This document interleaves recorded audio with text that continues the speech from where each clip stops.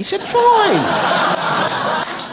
When we walked into the room, there's 2 booths on the side of the wall, right? And this Labour MP, Tess Kingham's sitting there, her assistant's sitting there, and Nestle are sitting with their backs to the room. And there's another booth directly on it. And as we walk in, I just thought, oh, fuck it. And just directed the MEP to sit right back to back with the Nestle people.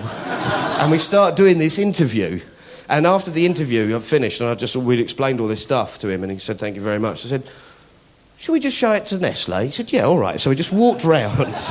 Are you going to admit you're in breach? Are you actually going to take that thing from your charter that says we fully comply? Because that's misleading people. Are you going to do that? We will respond fully to all the points that you raise. Will you do that? If you're in breach, will you take it off your charter saying you comply? We will respond fully to all the complaints that you've made. We're committed to getting things right. In your code it says that you will discipline staff if there are any breaches. Have you ever done that? We would regard it extremely seriously. Have you ever done that then? We would take appropriate action.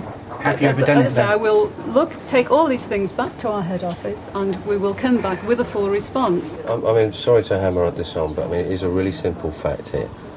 You're in breach, you say you're not. What are you going to do to actually tell the truth? We do tell the truth. When things are raised with us, we get back with correct information. So members of the public get this charter that say we fully comply in letter and spirit to the WHO code. That explains to them what our responsibilities are No, and it what actually we gives aim a commitment. to do. You said we fully comply. That's a commitment on behalf of Nestle. And that is what we aim to achieve. No. It's not about whether you aim to achieve it or not. I think it's great that you aim to achieve it. It's the fact that you state that you achieve it and you don't. But all I'm asking you, Hilary, is if you're wrong, will you just hold your hands up to it? If there is a mistake, we will explain that to people. No, and we don't want the explanation. Right. We want you to hold your hands up to it. Well, I have already said that in an organisation... It's no good saying we'll explain it, because then you don't accept any responsibility, do you? If you say we will explain it, you automatically assume the role of innocence. These are our products and we accept full responsibility for them and we are committed to getting them right. Could you get me an answer then of whether Nestle UK will remove from their charter the information that you fully comply with the code if you have breached it? I'm not looking for an explanation to it. I'm looking for a yes or a no to that one. Nestle do say that they are, the world's biggest manufacturer. They're a large organisation. They are committed to the code. They're committed to getting it right. And also they say that they don't breach it. So that's what they say. But then you have to say, well, if all this stuff is coming up and it doesn't breach the WHO code, what is the point of the WHO code?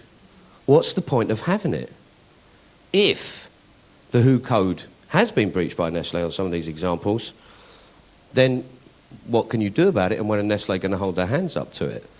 Well, 2 of the things that we thought we might try is Tess Kingham, who's the Labour MP there, is going to take Nestle to the Advertising Standards Authority on their charter with all these bits and bobs.